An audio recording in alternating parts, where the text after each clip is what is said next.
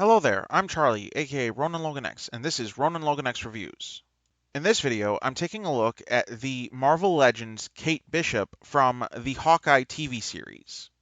Now, before we get into things, I just wanted to say that I'm not the most familiar with this character, at least from the comics, so my only real experience with her is from the TV series. But that said, I really did enjoy the series, and I really loved Haley Steinfeld as Kate Bishop.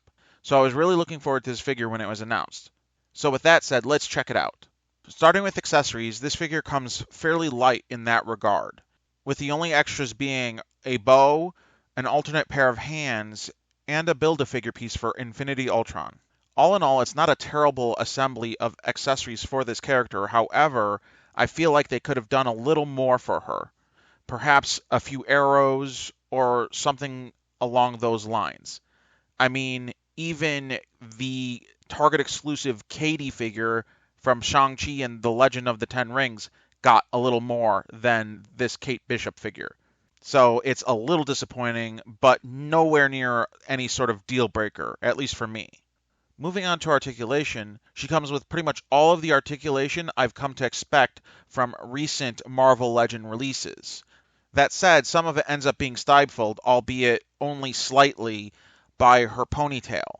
For whatever reason, they decided to have the ponytail baked into the hairpiece, which I feel is a bit of a mistake. I personally would have preferred it if they had treated it the same way they did with the Age of Apocalypse Sabretooth, where it was a separate piece that plugged into the back of the head, which would allow for you to position the ponytail in any way you would like, which would allow for easier posing, as well as just more dynamic posing with the ponytail itself, which would be awesome for displaying and photography purposes.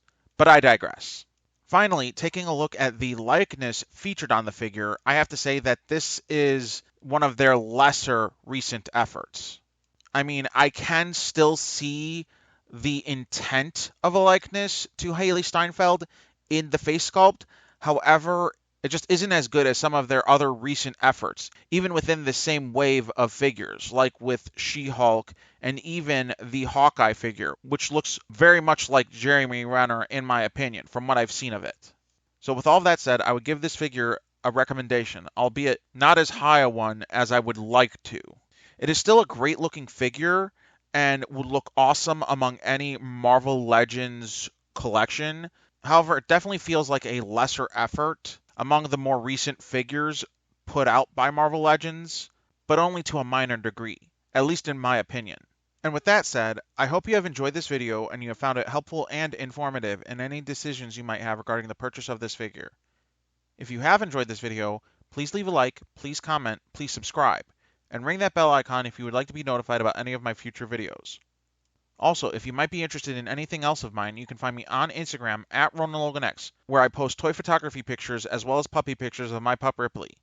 Thank you for watching and have a nice day.